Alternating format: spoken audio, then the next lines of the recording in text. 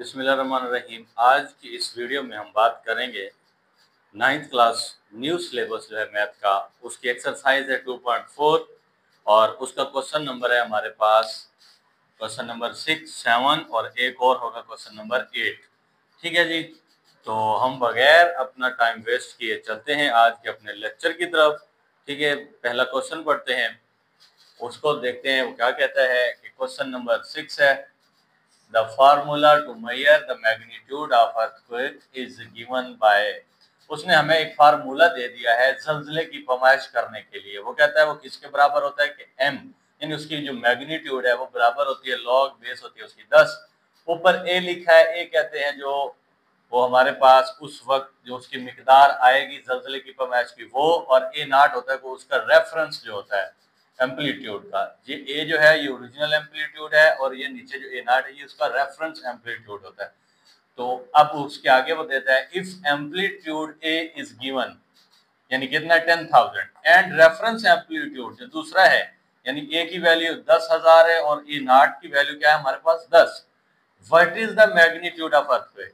अब देखिए हमें मैग्नीट्यूड ज़लज़ले की जो पैमाइश है वो करने के लिए दो वैल्यूज ही चाहिए, log 10 और ऊपर ए की वैल्यू, नीचे क्या चाहिए ए नॉट की वैल्यू। ए भी उसने दे दिया कि आपके पास 10,000 है और ए नॉट उसने दे दिया कि आपके पास 10 है। अब वो कहता है बताएं कि जो ज़लज़ला है उसकी पैमाइश करके कि वो कितना आया। ठीक है जी, तो चलते हैं हम इसके सॉल्यूशन की तरफ। क्वेश्चन नंबर 6, यहाँ लिखा क्वेश्चन नंबर 6। ठीक है, अब गिवन डाटा जो है पहले उसको लिख लेते हैं, यानी हमें ए की वैल्यू उसने दी है, ए कितना है हमारे पास 10,000। ठीक है जी, और ए नॉट कितना है हमारे पास वो है जी 10। उसके बाद जो फार्मूला गिवन है वो क्या है, m is equal to log यहाँ 10 और अंदर है a ओवर a नॉट। ठीक हो गया जी। अब इसमें उसकी वैल्यूज पुट कर देते हैं कि m इज इक्वल टू देखें लॉग 10 ये जो है, और नीचे क्या है उसके बाद हमारे पास a की वैल्यू 10,000 वो लिख देते हैं बटा नीचे ए नॉट है वो है 10 हमारे पास, उसको लिख देते हैं। एक जीरो से ये एक जीरो कैंसिल हो जाएगी। ठीक हो गया जी। अब m इज इक्वल टू क्या बच गया, लॉग यहाँ आएगा 10 और इधर आ गया हमारे पास 1000। ठीक है जी, एक जीरो से एक जीरो कैंसिल हो गया। अब जो 1000 है उसकी हम फैक्टराइजेशन तज्जी कर लेते हैं, तो 10 1 0 0 फिर 10 1 और 0 फिर 10 1, तो ये 1 2 और 3 टाइम हम इसको लिख सकते हैं। तो m इज इक्वल टू आ गया हमारे पास लॉग यहाँ 10 और ये आ जाएगा 10 की पावर 3, 10 की पावर 3। अब हमें पता है लॉग की प्रॉपर्टी, जो चीज यहाँ आ रही होती है पावर में वो शुरू में आ सकती है। तो m is equal to 3 log, ठीक है, नीचे बेस में 10 है और सामने भी 10 है। अब ये भी हमने पढ़ा हुआ है, आपकी बुक में भी गिवन है कि अगर यहाँ दी गई बेस में वैल्यू और उसके सामने वाली वैल्यू, जैसे यहाँ 10 है यहाँ भी 10 है, बराबर हो तो ये 1 के इक्वल आता है। ठीक है, अगर इधर 2 हो तो यहाँ भी क्या हो 2, तो 2 और 2 तो ये भी 1 के इक्वल आएगा। सही है, तो अगर यानी यहाँ पर दी गई वैल्यू और इसके लॉग के सामने वाली वैल्यू वो आपस में इक्वल हो तो फिर क्या होता है कि वो हमेशा किसके बराबर आते हैं, 1 के इक्वल आते हैं। तो हम यहाँ लिख सकते हैं कि m ये 3, अब ये जो है यहाँ और यहाँ सेम होने की वजह से ये 1 के इक्वल आ जाएगा, तो 3 1 3, तो m इज इक्वल टू क्या आ गया 3। यही जो है हमारा इस क्वेश्चन नंबर 6 का जो है वो आंसर है। तो यहाँ पर हमने अपना क्वेश्चन नंबर 6 जो है उसको सॉल्व कर लिया। अब चलते हैं नेक्स्ट क्वेश्चन, क्वेश्चन नंबर 7 की तरफ। उसकी स्टेटमेंट पढ़ते हैं, देखें वो क्या कहता है। Abdullah invested Rs 1 lakh in a saving scheme. कोई एक मुनाफा बख्श स्कीम थी, उसमें अब्दुल्ला ने क्या 1 लाख को जो है वो इन्वेस्ट किया है, and gain interest at the rate of 5% पर annum, और सालाना उसको 5% उसकी रकम पे मुनाफा मिले। So that the total value of this investment, वो कहता है जो ये इन्वेस्टमेंट थी इसकी जो टोटल रकम थी वो क्या हो जाती है आफ्टर टी, ये टाइम यानी इतने साल, बताया नहीं कितने साल, उसने कहा समाल टी है, तो इतने साल गुजरने के बाद उसकी जो रकम है वो कितनी हो जाती है वाई। फिर क्या है, this is modelled by an equation, उसने एक इक्वेशन दे दी, क्या है उसको हमने क्या है कि एक इक्वेशन की सूरत में लिखा है वो क्या है, y इज इक्वल टू 1,00,000 और उसके साथ है 1.05 और ऊपर क्या है पावर में t। अब वो कहता है जो t है या तो वो 0 के बराबर है या फिर 0 से बड़ा है। तो ये इक्वेशन ये हम पहले लिख लेते हैं, यहाँ लिखेंगे क्वेश्चन नंबर 7, ठीक है जी। और उसकी जो गिवन इक्वेशन है कि y इज इक्वल टू 1,00,000 और फिर उसके साथ क्या है जी 1.05 और ऊपर है पावर t। तो इसके बाद क्या है, find after how many years the investment will be double. हमने उसको ये बताना है कि जो उसकी इन्वेस्टमेंट थी वो कितने सालों के बाद डबल हो जाएगी, ठीक है। तो अब उसकी इन्वेस्टमेंट कितनी है y, ठीक है, उसको हमने डबल करके बताना है। तो हम क्या करते हैं, y किसके बराबर था, वो हमारे पास y उसकी 1,00,000 रकम है, ये 1,00,000 लिखेंगे। उसको डबल करना है तो 2 से ज़रब कर देंगे और बाकी यही रकम लिख देंगे, ठीक है जी। ये हमारे पास आ जाएगा 1,00,000 और उसके साथ 1.05 और ये ऊपर पावर में आ जाएगा t, ठीक है। ये इससे ज़रब खा के 2,00,000 बन जाएगा, 1 2 3 और ये साथ और 3 0, तो ये 1 2 3, ठीक है जी। यहाँ पे एक 0 कम आएगी, यानी ठीक हो गया। अब ये 2,00,000 और ये हमारे पास क्या हो जाएगा, ये हमारे पास 1,00,000 ये वाला, ठीक है, और उसके साथ 1.05 और ये 3। अब ये इधर इसके साथ मल्टीप्लायर है, इधर आएगा तो ये इसके साथ क्या हो जाएगा, डिवाइड हो जाएगा, तकसीम हो जाएगा। तो इसको यहाँ लिख लेते हैं, ठीक है। ये 2,00,000 उसके नीचे आ जाएगा यहाँ पे 1,00,000, ये आ गया 1.05 और ऊपर पावर में आ गया t, ठीक है जी। अब इसको काटते हैं, 3 0 से 3 0 ये गया, 2 0 से 2 0 ये गया, यहाँ हमारे पास बच गया 2 इज इक्वल टू 1.05 और ऊपर पावर में है t। यहाँ पर सॉल्व करने के बाद हम इसका लोगारिथम ले लेंगे कि taking log on both side, ठीक है, taking log on both sides. फिर यह क्या आ जाएगा, ये आ जाएगा log 2 इज इक्वल टू ये आ जाएगा log 1.05 पावर t। अब यहाँ पर log लेने के लिए देखिए, मैंने आपको पिछली एक्सरसाइज में भी बताया था कि टाइम कम होता है और हमने जो है पेपर पूरा अटेम्प्ट करना होता है। तो उसके लिए मैंने आपको शॉर्टकट वे बताया था कि आप कैलकुलेटर को चलाना सीखें और डायरेक्ट जो भी वैल्यू जिसका आप लॉग मालूम करना चाह रहे हैं, लॉग का बटन प्रेस करें, आगे वो वैल्यू लिख दें और इक्वल करें, सीधा सीधा आपके पास वो लॉग की वैल्यू निकाल देगा, ठीक है। इसके बाद दूसरा मेथड ये था कि आपके पास लोगारिथम टेबल हो, फिर आप उस टेबल की मदद से उसकी सारी वैल्यूज को देखें, फिर प्लस माइनस करके फिर उसका लॉग आएगा। तो हो सकता है आप उसमें कोई मिस्टेक कर दें। जहां पर जैसे इससे पहले वाला क्वेश्चन है, क्वेश्चन नंबर 5, उसने उसने कहा हुआ है कि आपने इसको सॉल्व करना है तो लोगारिथम टेबल की मदद से करना है। ये वाले जो क्वेश्चन है इनमें उसने कोई कंडीशन नहीं रखी कि आप लोगारिथम जब लें तो उसको टेबल की मदद से ही लें। तो फिर वहां पर जहां पर वो शर्त रख देता है कि आप इसको जो है वो लोगारिथम टेबल की मदद से सॉल्व करें, वहां पर आपको फिर लॉग वाला टेबल यूज करना होता है, उसको भी करना सीखें। और जहां पर वो शर्त नहीं रखता तो अपना टाइम बचाने के लिए और गलती के चांसेस कम से कम करने के लिए आप डायरेक्ट उसको कैलकुलेटर की मदद से जो है उसका लॉग निकाल लें, ठीक है जी। तो अब चलते हैं हम अपने मेथड की तरफ। यहाँ कैलकुलेटर से आप लॉग और फिर 2 और फिर उसके बाद इक्वल का साइन प्रेस करेंगे तो ये लॉग की वैल्यू आपके पास आ जाएगी 03010, ठीक है। और इसी तरह यहाँ पर जब आप लॉग लेंगे तो हमें पता है कि टी जो है वो पावर शुरू में आ जाएगी, सही है, पावर लोगारिथम की शुरू में आ जाएगी।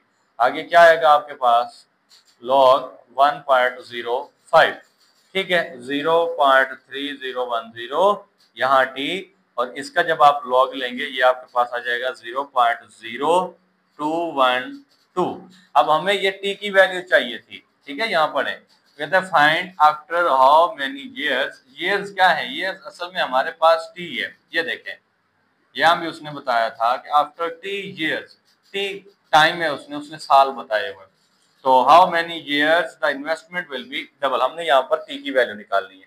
तो ये जो वैल्यू है ये यहाँ टी के साथ मल्टीप्लाई हो रही है, दूसरी साइड पे जाके इसके नीचे ये क्या हो जाएगा, डिवाइड हो जाएगा।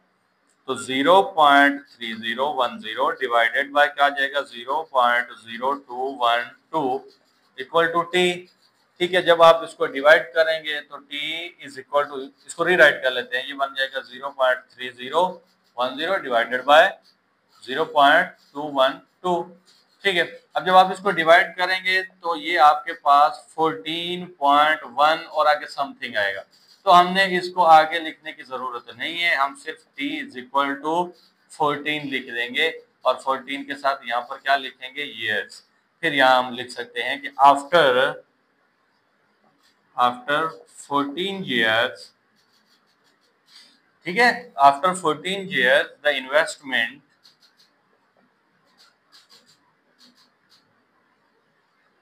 Investment will be double. ठीक है, तो यानी 14 साल के बाद जो उसकी इन्वेस्टमेंट है वो क्या हो जाएगी, वो डबल हो जाएगी। ये था क्वेश्चन नंबर 7, ठीक है, जिसको हमने सॉल्व किया। इसके बाद अब हम चलेंगे नेक्स्ट क्वेश्चन, क्वेश्चन नंबर 8। तो आइए देखते हैं हमारे पास क्वेश्चन नंबर 8 क्या कहता है। कहता है Huriya is hiking up a mountain. ये कोई हुरिया है, वो क्या कर रहा है कि वो एक पहाड़ के ऊपर चढ़ रहा है। वेयर द टेम्परेचर, जहाँ पर वो कहता है टेम्परेचर टी डिक्रीजेज, कम होता है बाय 3%, 3%, या वो कहता है अ फैक्टर ऑफ 0.97, कोई फैक्टर उसने दिया इस हिसाब से। For every 100 metres gain in altitude, जैसे जैसे 100 मीटर जो है वो उसकी हाइट बढ़ती जाती है। The initial temperature T I at sea level is, यहाँ पर होना है 20 डिग्री सेंटीग्रेड। तो वो जो इनिशियल वो कहता है टेम्परेचर है वो कितना है, 20 degree centigrade. Using the formula, ये उसने कोई हमें फार्मूला दे दिया, वो कहता है ये फार्मूला आप यूज करें, T is equal to T I multiply by 0.97 और ऊपर पावर है h ओवर 100। तो कहता है calculate the temperature at an altitude h of 500 metre. जहां पर वो कहता है h की वैल्यू क्या हो, हमारे पास 500 हो, वहां पर हमने उसको टेम्परेचर बताना है। ठीक है, सबसे पहले इसमें जो चीजें हमें गिवन है, जैसा कि टी आई गिवन है एट सी लेवल, उसको लिख लेते हैं जो जो चीजें हमें गिवन है। यानी हम यहाँ लिखेंगे क्वेश्चन नंबर 8 और उसमें हमें टी आई जो है वो गिवन है, T I is equal to है हमारे पास क्या जी, 20 डिग्री सेंटीग्रेड, और एच गिवन है 500 मीटर्स। ठीक हो गया जी। उसके बाद क्या करना है, हमने अपना फार्मूला लिखना है। फार्मूला क्या है, T is equal to T I multiply by 0.97 और ऊपर है h बटा 100। ठीक है, यहाँ तक हमने जो वैल्यूज उसने क्वेश्चन में हमें दी, हमने गिवन डाटा जो है वो अलग कर लिया। ठीक है, और अपना फार्मूला भी हमने लिख लिया। अब क्या करना है, हमने उनमें वैल्यूज पुट करनी है, जैसा कि t is equal to T I हमारे पास क्या है जी, टी आई हमारे पास है 20, तो 20 लिख देंगे मल्टीप्लाई 0.97, h कितना है हमारे पास, h उसने गिवन है 500 ओवर 100। ठीक हो गया जी। अब यहाँ पे t इज इक्वल टू ये 20 मल्टीप्लाई बाय 0.97, ये तो कैंसल हो जाएगा, ऊपर पावर बच जाएगी 5। यहाँ तक करने के बाद क्या करेंगे, taking log on both sides, दोनों साइडों पे लोगारिथम ले लेंगे। तो log t is equal to, यहाँ log आएगा 20, ठीक है, साथ मल्टीप्लाई हो रहा है क्या हमारे पास 0.97 ऊपर पावर 5। अब इनका log अलग अलग कर लेते हैं। यहाँ देखें तो log t आएगा और इधर log 20, यहाँ मल्टीप्लाई हो रहा है तो प्लस लिखेंगे और log क्या आएगा 0.97 ऊपर पावर 5। अब हमें पता है जो चीज पावर में आ रही हो वो शुरू में आ जाती है, इसको दोबारा रीअरेंज करते हैं। log t is equal to log 20 plus 5 शुरू में आ जाएगा, तो क्या आ गया log 0.997। ठीक है जी। अब यहाँ पर log t is equal to log 20। अब यहाँ पर मैंने आपको जैसा कि पहले क्वेश्चन में बताया कि अगर आप log का टेबल यूज करके आसानी से लोगारिथम निकाल सकते हैं तो आप वही टेबल यूज करें। अगर वो आपको नहीं आता तो आप साइंटिफिक कैलकुलेटर की मदद से। ठीक है, सिंपल आप वो कैलकुलेटर लें और उसमें लिखें लॉग, लॉग का बटन प्रेस करने के बाद लिखें 20, फिर इक्वल का साइन पुट कर दें, कैलकुलेटर खुद ब खुद आपको वो लॉग की वैल्यू निकाल के दे देगा। ठीक है जी, तो मैं इसको कैलकुलेटर की मदद से करता हूँ। तो log 20 जो है वो हमारे पास आ जाएगा 0.301 प्लस ये वाला 5। ठीक है, ये 5 आ जाएगा। 5 के बाद log है, log किसका है 0.97, जब इसको log लेंगे ये आएगा माइनस 0.0132। ठीक है, ये हमारे पास आ जाएगा। ये मैंने कैलकुलेटर से डायरेक्ट निकाला है, आप कैलकुलेटर की मदद से भी डायरेक्ट निकाल सकते हैं, यही आंसर आएगा। टेबल यूज करना चाहें तो आप टेबल से भी निकाल सकते हैं। तो अब ये 0.301 वैसे का वैसे प्लस माइनस क्या हो जाएगा माइनस। अब आप इसको इसके साथ मल्टीप्लाई करेंगे तो ये आपके पास 0.066 ये वैल्यू आ जाएगी। ये यहाँ तक हो गया। इसके बाद देखिए हम इसको क्या लिखेंगे, log t is equal to 0.301 minus क्या आ जाएगा 0.066। ठीक है, जब हम इसको माइनस करेंगे log t is equal to ये हमारे पास आ जाएगा 1.235।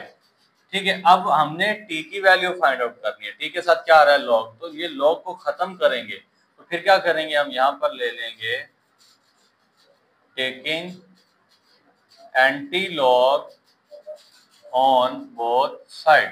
ठीक है, इधर भी एंटी लॉग लेंगे तो एंटी लॉग इंटू आ जाएगा log t is equal to इधर लेंगे एंटी लॉग, सही है जी, तो 1.235। ये एंटी लॉग इसके लॉग से कैंसिल हो जाएगा तो t इज इक्वल टू क्या आ जाएगा, इसका जब एंटी लॉग लेंगे तो 17.18 ये आपके पास एंटी लॉग आ जाएगा।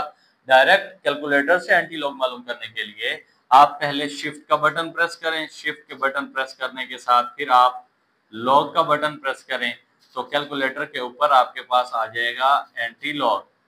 ठीक है, तो वो एंटी लॉग जो ही आ जाए उसके बाद आप ये वैल्यू लिख देंगे 1.235, उसके बाद इक्वल का बटन प्रेस करें, आपके पास ये वाला आंसर आ जाएगा। तो यहाँ पर हमने अपना क्वेश्चन नंबर जो है वो 8 उसको भी सॉल्व कर लिया। इसी के साथ हमारी जो एक्सरसाइज है 2.4 जो कि लॉन्ग क्वेश्चन के हवाले से, बोर्ड के पेपर्स के हवाले से भी बड़ी अहम मशक है, ठीक है, वो कंप्लीट हो जाती है। इसके बाद अगर आपको कहीं पर कोई प्रॉब्लम आ रही है तो नीचे आप कमेंट बॉक्स में पूछ सकते हैं।